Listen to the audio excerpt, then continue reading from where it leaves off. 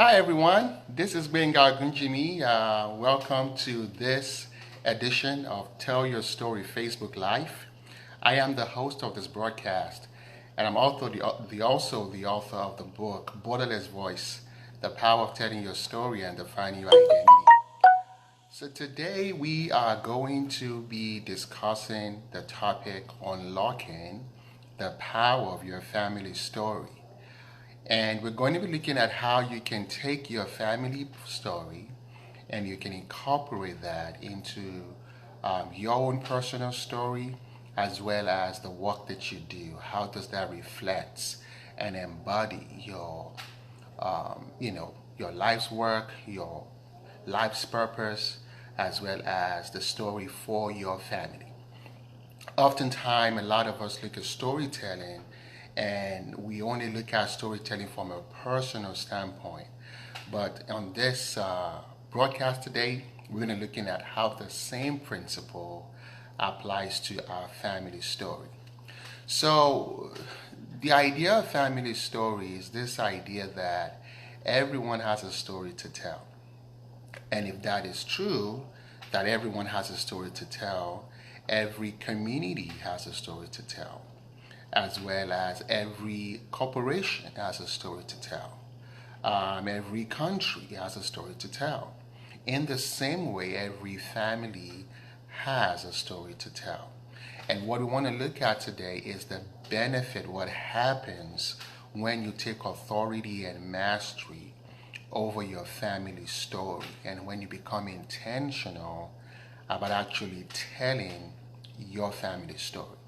If you are a part of my newsletter, I recently put out a newsletter with a topic about family story.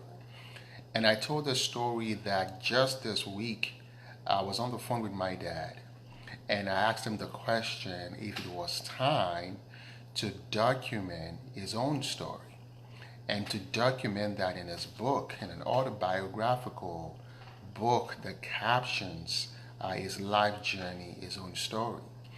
And I mentioned in that newsletter that obviously my dad is my very first mentor, coach, leadership figure, hero. And I talked about all the accomplishments that he's had in his life.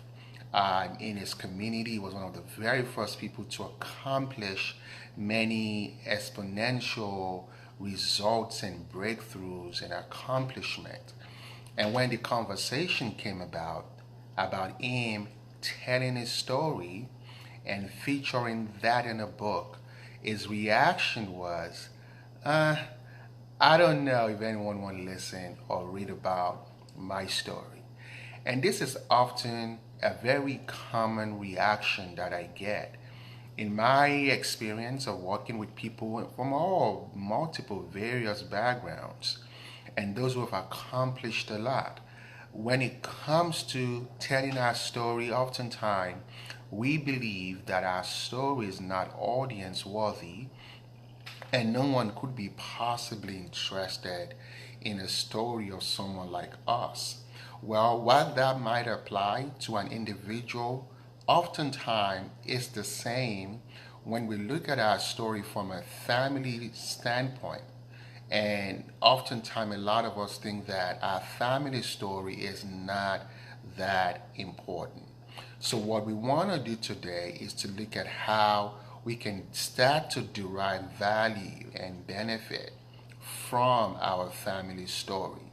I want to start talking about how to incorporate that process in everyday life. So, when I wrote the book, Borderless Voice: The Power of Telling Your Story and Defining Your Identity, one of the people I reached out to was a woman called Gina Page. And Gina Page, she is the co-founder of a wonderful corporation called African Ancestry. And African Ancestry is the market leader when it comes to DNA-based ancestry test or DNA testing to discover your ancestry in America, particularly those of an African descent. those of an African heritage or ancestry.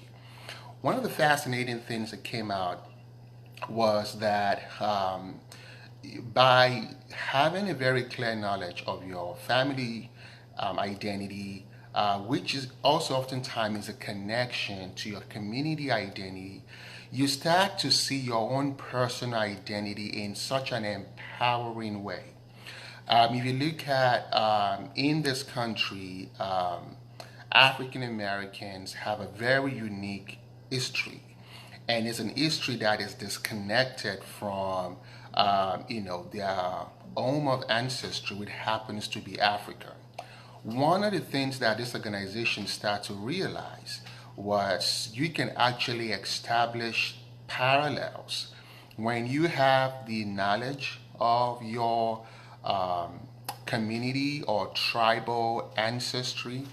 You can start to make parallels with your own individual personal life, and everything start to come into perspective.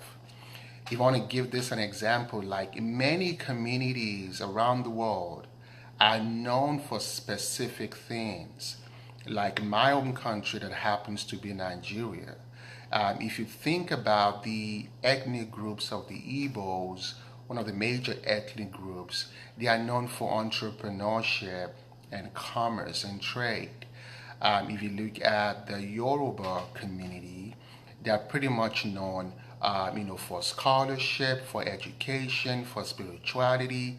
If you go to the up north, and if you look at the House of Fulani community or ethnic group, they are very much known for their identity when it comes to leadership, political leadership, when it comes to the way in which they proliferate and travel across boundaries in multiple communities. They are very nomadic in nature, in identity.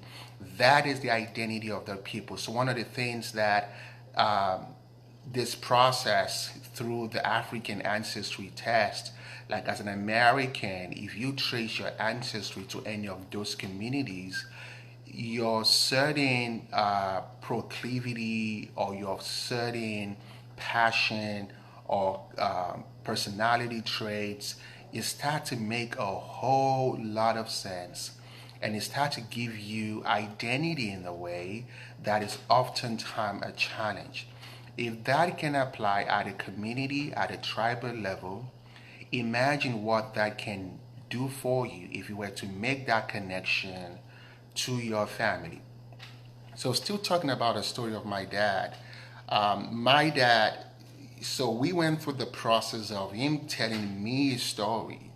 And as a storyteller, I try to see how I can capture the story and kickstart the process of my own family identity and legacy and help to preserve that particular story. One of the things that came out of that expression was I realized that vast majority of my story, professional story, is a reflection of my dad's story. I told my story about the fact that how I won a global business plan competition. I came to America. I did all these things. I started a social enterprise. I started to coach. I started to do what I do. It's the same trajectory my dad went through.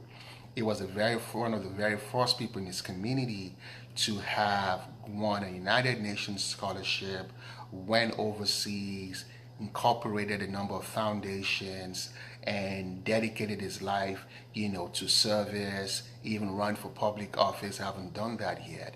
So I saw how my his story mirrors my own particular story.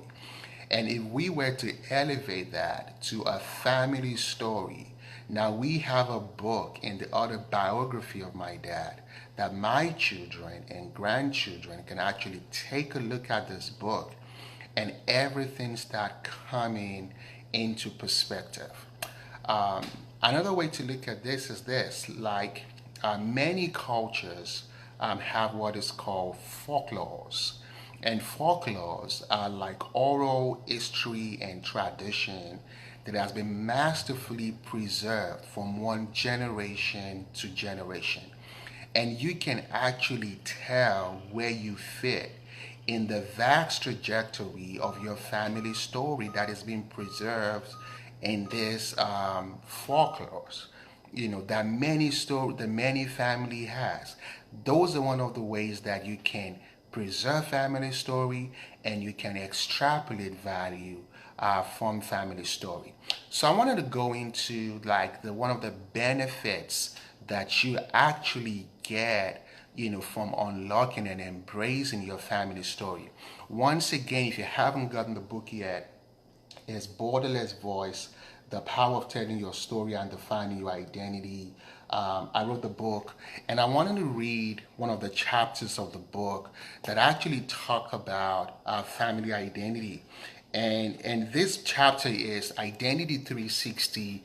It looked at identity from a 360 standpoint, and it focused on this particular page on 65 on family identity. The book says here is that this speaks to the ideal that is family identity, speaks to the ideals you want your family to be known for, and the collective principles you want to choose to be governed by. The goal here is to have a generational perspective, a continuation of your family story, vision, and legacy. These ideals started before you and should go on to the next generation. So the goal here is to have a generational perspective. So it highly speaks to the idea of identity. It makes a whole lot of difference when you have a masterful understanding of your family story. It has a personal effect on your own identity. So the very first benefit that you derive from telling your family story is identity. The second one I want to talk about is this idea of legacy. The whole purpose of, I would say, life is, like as Peter Marshall says, that life is not in duration but in donation. Donation when we make significant contribution to the world. I would say one of the main reason of a family is to able to make the next generation better than our current generation. And that is what legacy is all about. So I talk about this cultural practice in many communities when they do preserve their own family story in a folklore. Oftentimes it's a song, oftentimes it's a rendition, oftentimes it's kind of preserved, but it's often oral history, but it doesn't have to stop there. You can actually take that and document it into a book. So this idea that there is this identity and there is this legacy that is attached to every particular family. Understanding that gives you the awareness to know the role you are meant to play. Now, for some of us who have not necessarily have this conversation or start this process, you can always start now and try to see your legacy in terms of what are we handing down to the next generation. And this speaks to your own personal story. When you start to have a generational perspective, everything changes. So one of the questions I asked in one of this episode was, imagine that your parent left you a book, and the title of that book is our autobiography. And you can actually have a book you can read that talks about your grandparent, that talks about your parent. It documents their successes, their humanity, their struggles, where they succeeded, where they failed, opportunities they have to do something differently. And it's not just something that is preserved in oral language or a song or tradition. It's actually in a book. And I think we ought to have the opportunity to kickstart and initiate the process of our legacy for the generations that are coming.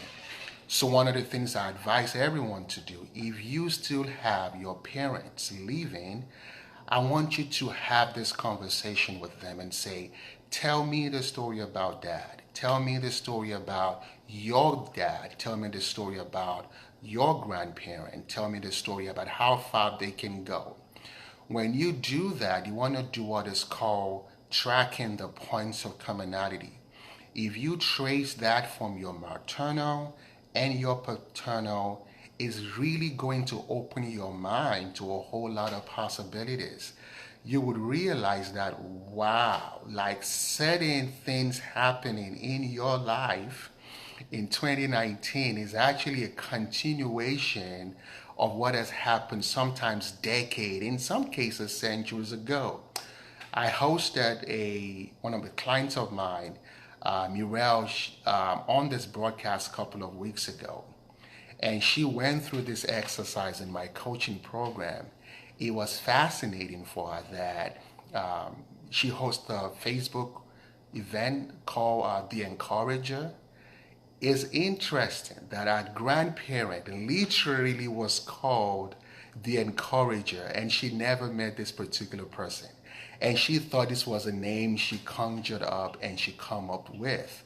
So you start to see like this continuation and things start coming to perspective. And I think it gives me personally humility, and you realize that your life is beyond yourself and there's a bigger picture to the grand scheme of things. But what it does for you on a personal level is you understand the role you have to play. And you want to set up the next generation up for success just by handing them this thing called your family story.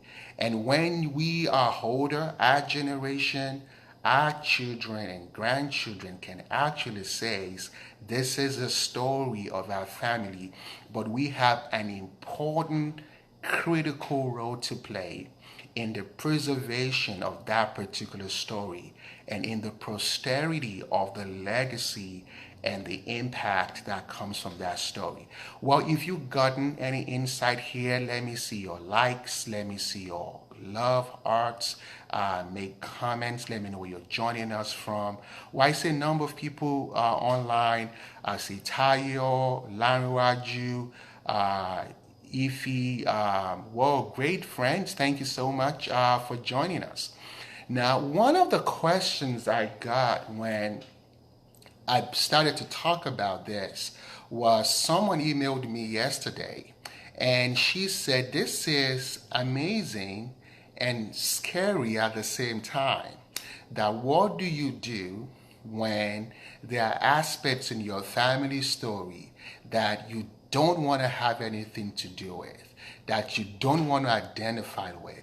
And as a matter of fact, that is not positive. And oftentimes the father, you try to get away from it. It often seems like it's a self-fulfilling prophecy. You cannot get away from this.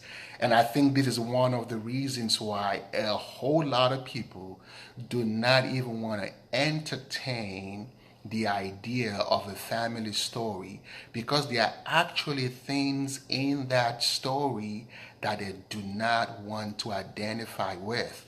Well, if this sounds familiar, if you understand what I'm saying, please respond. Let me know this resonates with you. So I got that particular question yesterday, that what am I supposed to do? You're telling me there's a lot of value that can come from embracing my family story.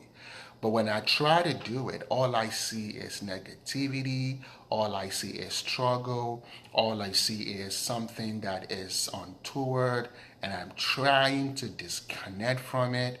I'm trying to run away from it as much as I can. What insight would you have for me? Well, this is my insight for this particular individual, and that would be my insight for you. The whole idea of storytelling is the idea that we have the power not just to own our story, not just to tell our story, we also have the power to change the narrative. If there are aspects of your family story that is not serving you, that is not empowering, you get to change it. Isn't it amazing? You can decide and say, the buck stops right here.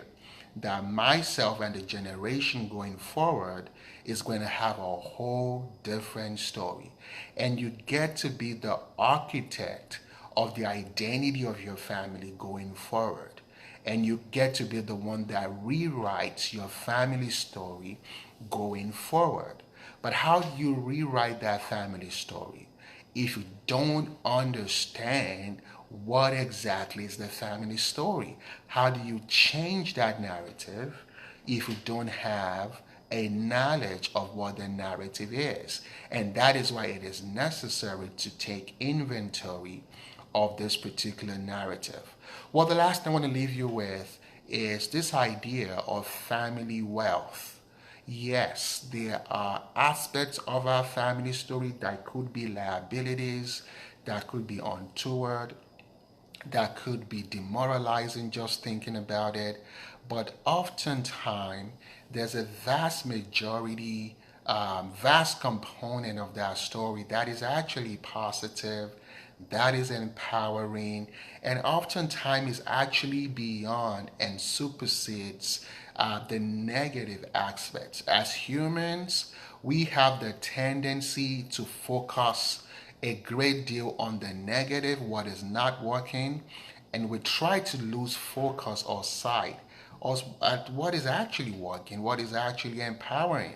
When I told my story, I told the story of how I met this individual, my life changed, I went overseas, I found my purpose, I got into my mission, I started creating these organizations that was changing people's lives, and I was elevating my sphere of impact and my sphere of influence. The very same thing I said happened to my own dad. And probably his own dad as well. So there is this tapestry and trajectory and continuation of family wealth across my own family tree and bloodline.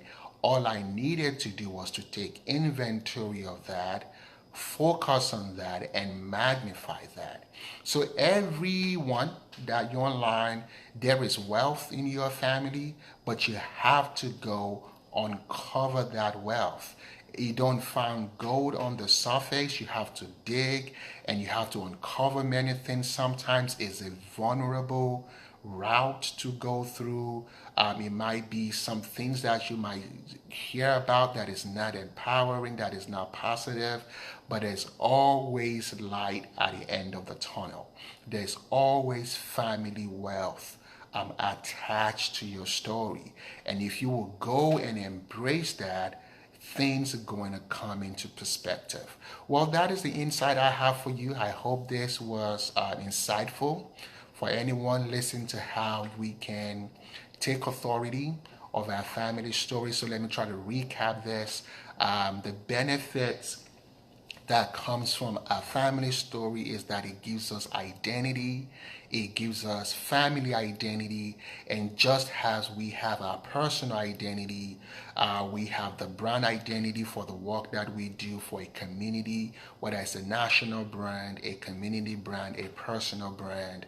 There's also a family brand, which is the brand identity of the family. And it is through your family story you understand and crystallize your family identity. Number two is that it gives us opportunity to set our legacy creation in motion. We understand that in the continuum and the grand scheme of things, there is a legacy that is already in motion. We know exactly the role that we have to play. And one of the ways we can do that is we start taking our own personal story very serious. We want to elevate that. We can document that in the book. We can get our families together and we can actually record this. One of my clients, she advised, she's a lawyer and she helps clients to put their estates and their will together, advises them sometimes to like do a telephone voice recording or actually to face the camera and look at the camera and document and speak to their children by the time they are going through the estate and the will. And there's an actual video and history that is being preserved that we can hand over to the next generation. We also talked about the idea that we have the power to rewrite our family story. Thank you, Ify, for highlighting that. If the story that you have is not serving you, you have the opportunity to change it. And you can be the architect of your family identity going forward. And you can be the author of a new family story going forward if what you have is not serving you. And the last is this idea of family wealth, that oftentimes we tend to focus on the liabilities. We tend to focus on what is not working, what is negative, and whatever you focus on get magnifies. But we often rarely focus on what is actually working, what is serving us, what is empowering, and that happens to be your family wealth. So I want to leave you with an action item. I really want you all to start the process, number one, of telling your own story first, because you have something to hand over to your children and something for them to think about, and start that process of documenting your family story. Take inventory of it. Investigate your family story. Have conversation with your parent and any of the ones of your family members still alive. Try to gather and garner as much facts as possible that you can about your family story. If you So ways in which we can continue this conversation. If you are not yet on my newsletter, I do write newsletter about ways in which we can tell our story and we can change the narrative and we can even monetize our story. Is gbenga.org.org. If you scroll down, you can sign up for the newsletter. You can have access to this newsletter. If you haven't gotten the book yet, which is Borderless Voice, The Power of Telling Your Story and Defining Your Identity, it gives us a lot of insights and tools and framework in how we can go about to document our personal story as well as our family story. If you go to my website, gbenga.org, you can able to order for the book online, or it takes you to Amazon, or you can get the book directly from Amazon. Lastly, I want to invite you to come hang out with me at my next coaching intensive. It is happening April 1 to May 6. It's a 6 weeks coaching intensive program. It's a group program. Think about it like a mastermind. But I also have the opportunity to work directly with you one-on-one all through the 6 months. 6 weeks rather. I've gotten a lot of feedback from this program, and one of the feedbacks that I've gotten is that this family identity exercise, it's life-changing for a lot of people. It's often the highlight of the program. If you have done any strength finder, if you have taken any personality test, or if you have taken any love languages test, you can understand this process. Imagine if you can take a family identity test. It's life-changing. I hope you come to be a part of this particular program. All the aspects of the program is obviously your own personal story. It's called Tell Your Story Coaching Intensive. We look at your personal story, we look at your professional story, and we look at your organizational story. For the organizational story, you probably have heard, and if you haven't heard, now you're hearing, that storytelling is the new marketing. I repeat, storytelling is the new marketing. Whether you are raising capital, whether you are trying to sell a product, whether you are trying to penetrate into new market, storytelling is the way to go. Now, when it comes to your personal brand or your professional brand, storytelling is also the way to go. Whether you are pitching for a job or you're trying to monetize your personal brand, whatever expertise you bring to the marketplace, there are a lot of people who also have the same level of experience, perhaps even a higher levels of experience. But guess what? What they do not have is your story. So your story is your greatest differentiator. And one of the things that sets a compelling story apart from a story that is not compelling is the structure of the story. So when you come, we're going to take you through this process where you can put a structure to your story, and you can use that structure for the monetization of your personal brand. What I can overemphasize the benefit of your own personal story, as we're seeing right now, is a pathway to your family story, is a pathway to legacy, is a pathway to identity, is a pathway to your purpose, is a pathway to your self-esteem. So the benefit, myriads of benefits that comes from telling your own personal story. So reach out to me, send me a message. Go to my website, benga.org/go events. So you can click on the menu and go to the events to learn more about the program. Thank you everyone for hanging out with me today. I look forward to continue our conversation offline, and let me know how I can help, how I can be of service in telling a powerful story. Have a wonderful weekend, and thank you all for hanging out with me. Bye.